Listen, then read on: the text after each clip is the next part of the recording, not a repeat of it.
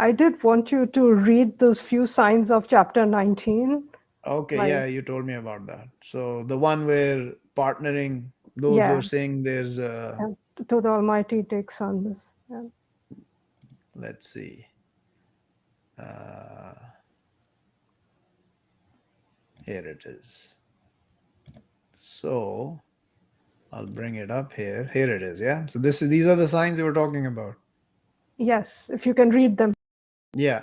So in chapter 19, towards the end, it says that not they control the intercession except one who takes with the Almighty a promise. So there are intercessors with God, but only those who take a promise with you, like me. I have covenanted with God, I've taken a promise with God, and I witness with the truth, which is the Quran. I don't witness with my own thoughts, I witness with the words of this book. So I have power of intercession with God. That does not make me God. That doesn't mean that when I say, God, do this, He's going to do it. But I have the power to intercede and say, God, don't do this. And then it's up to Him to decide whether to do it or not Himself. He will not listen to me in my judgment. He will look at what I ask, and He knows better. So if I ask for somebody to be destroyed, it's my intercession, and God says, nope, I have no control. See, so when they say the intercessors are going to save them, they're not going to save them. God's going to save them, but He gives us the power to intercede, to come in between God and the thing and tell God, hey, we want this. And God says, yeah, step aside. You don't know what you're talking about. Yeah. So, and they say, takes the Almighty sons. Yeah, which one are those? The Christians, the Hindus today, even Buddhists to an extent, and many other who are hidden. Yeah, already you bring a thing monstrous, want the heavens, they surely fall down from it, and she split the earth and fall the mountains flat, that they call to the Almighty sons. So this is the enormity with which God hates their nonsense. It's written here clearly, and it's all over the book. It keeps telling them, it's repeated over and over, because God will give them no excuse who know the Quran today. And that's the vast majority. They Yeah. know the Quran and they reject it. Yeah. Yeah. They reject this aspect of the Quran. Yep.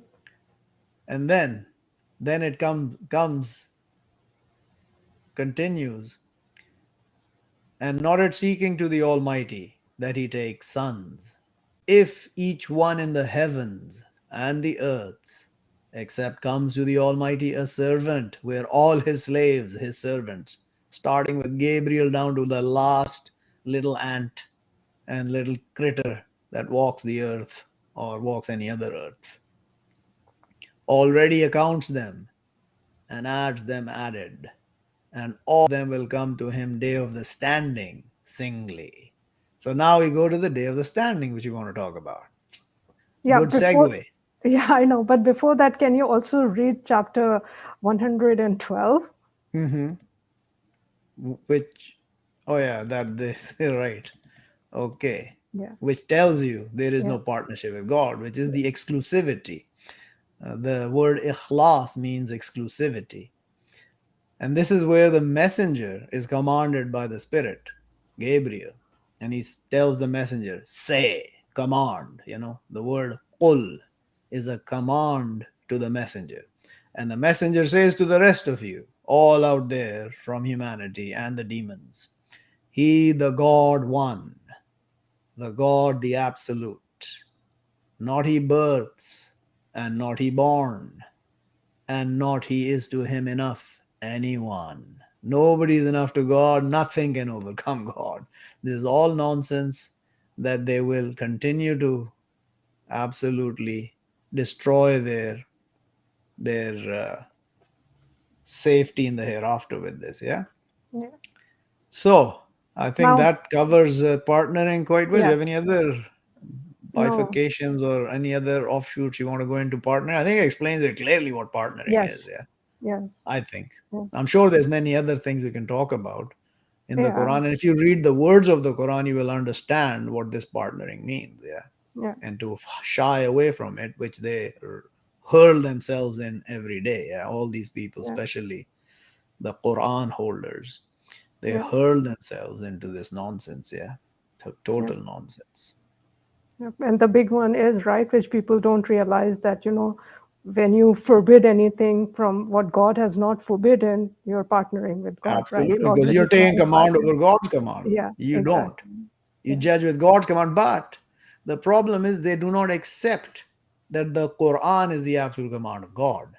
The ones who hold it, forget the other morons who reject hmm, it outright, saying it's a work of Satan, the idiots. They are just destroying their souls and they don't understand it. And they will soon, when they die, and they will say, oh, we believe with it now. Really? Now you're going to believe with it? Hell to you, and never to be returned from it.